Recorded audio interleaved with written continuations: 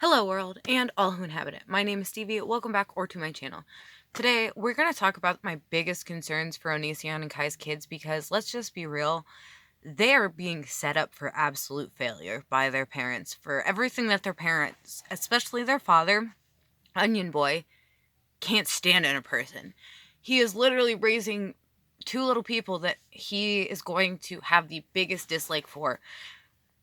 I guarantee it. Knowing him and how he presents himself, absolutely. We're going to first talk about the incident that truly shook the internet and kind of gave the situation more urgency than ever before, which was when their 2-year-old daughter fell out of the 2-story window. This situation pisses me off in so many ways, especially as a mom, because it is pure negligence and laziness, and I cannot understand how the fuck it ever happened. I really can't. There's no reason that she was in her bedroom alone. I don't care that her brother was on the TV in the living room. I don't care at all. Why couldn't she be in the kitchen with Kai making dinner? She could have been coloring. She could have been playing with crayons. Not crayons.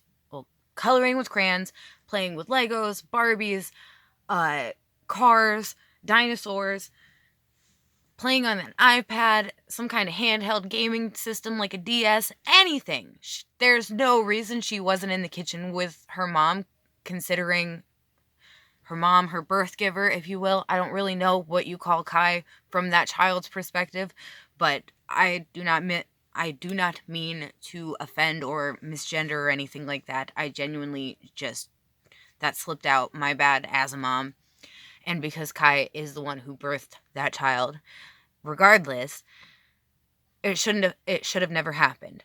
Now, how the child ended up out the window and no one heard, especially Onion Boy, who was in the garage, I will never know, because I get the feeling like she would have screamed when the screen gave out on her. Is that just me? Did anyone think about that? I know I would have. I know my son would have. I don't understand how no one heard that child scream when there were two adults home. And then, because she literally landed right in front of where Onion Boy was, how didn't he hear the scream and that child crashing down? The sounds he describes are totally ludicrous. And then the fact that he recorded her and didn't just take a picture of that scene after she had been picked up and taken in the ambulance before going to the hospital yourself afterwards.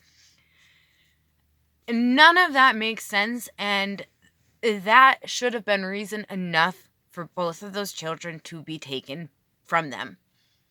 Point blank, period. And then we find out that 19 times the police were called to this residence because of fighting and other things like that. What are these kids having to see and live with? I can only imagine how crazy it is to see your dad doing his videos like that, having Greg, Onion, James, whatever you want to call him, making his skits and crap like that. But then you had Kai filming videos where you could literally hear him yelling at the kids in the background. Him, Onion Boy, yelling at them in the background. Like, something wrong is going on.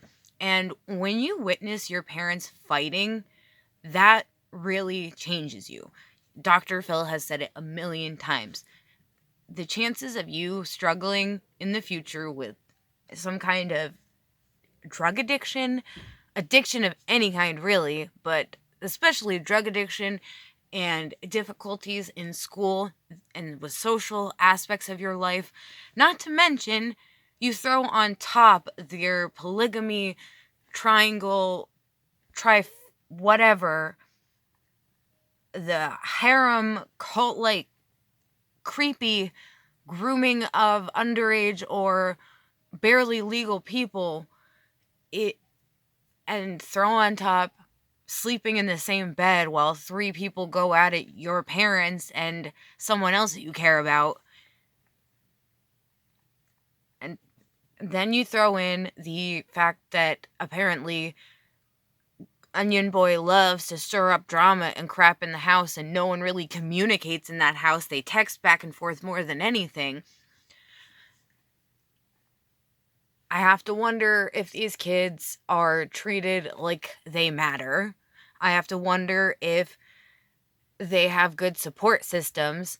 The instability of people of that household, the fact that they can't count on anyone other than the two worst examples of role models, their parents, being the only thing consistent, and all the drama that they have in that relationship, not being able to get really close to anybody because every single time someone comes into your life that you do bond with and form a relationship with, a friendship, whatever, they're yanked away because Kai and Greg can't keep anybody in their life for any amount of time. They drive everybody away, cut them off, and break up with them, as Onion Boy likes to say. This is very concerning, and I don't see a lot of people talk about the negative effects that home environment is going to have on these kids. I really think it is important to point out how a child's home life affects them as adults. We want kids that are going to thrive and do positive, good things for the world. Not kids that are going to struggle to have gainful employment, struggle at having a successful and healthy relationship that isn't toxic or abusive in any capacity, regardless if it's physical or not. Kids that are going to see these predatory behaviors and think that that's perfectly normalized, which it's absolutely not. The way their parents interact too, that's not normal, but to them it is normalized. That's what they're used to. That's what they see every day. And living in these kinds of environments and experiencing such trauma is going to affect them. There's a very good chance that they will end up living that kind of lifestyle too, because it is a cycle and it has to not be allowed to continue. The best thing that can happen is for these children to be put in a home with a family that actually gives a crap about them and wants them to thrive and have the best life possible, with people that will actually love them and teach them the things that they have been through are not okay, and they don't have to deal with that. They don't have to live like that. They are kids. They're meant to be protected and nurtured, and they are suffering in silence because no one has access to them except for Onion and Kai. And as a mom, that breaks my heart. I really can't stress enough how damaging this kind of childhood is going to be for them. And I genuinely am saddened by it. I really can't understand people like that, but at the same time, I'm glad I can't, because I feel like that means I'm not capable of being that kind of monster. I mean, let's just keep in mind, these kids don't even have a consistent fucking name. He has changed their names. He's changed everybody's name so many times that this is so crucial for them forming their identities as individual people when they get older, and it is the most disheartening situation I've seen in a very long time. I don't like talking about Onion Boy. I promised myself and my audience I would never speak about him again, but this entire ordeal this isn't just drama anymore. There are some people who seem to think that this is just people capitalizing on watching someone go into the brinks of madness, but this is a lot bigger than just drama. And that's why so many people are thankful that Chris Hansen was able to really shine a light on it, because once it's open to the mainstream media, that's when change happens. We get upset over the adpocalypses and crap like that. However, there are certain instances where this stuff is actually very beneficial to get into the limelight of people that don't understand YouTube the way that we do. I really hope things work out for the two children because they don't deserve to suffer like this. I don't plan on talking about this entire thing again until there is an update that involves the FBI or the police or CPS taking some kind of serious action. I am not going to be one of those people who cover this. Not that I don't mind certain people who cover it. Like, I'm going to link some of my favorite channels down below, like Drama and Opinions, Repzion. Yeah, Repzion, sorry, not Repzilla. I sometimes get those confused. Blair White, there's one more, Cecil McFly, Jay Aubrey, and The Right Opinion. Those videos are very thorough and in-depth and are not just drama BS. So I highly recommend them. But anyways, if you like this video, feel free to give it a thumbs up. If not, give it a thumbs down. Let me know why in the comments down below. If you want to follow me outside of YouTube, you can follow me on social media, link down below.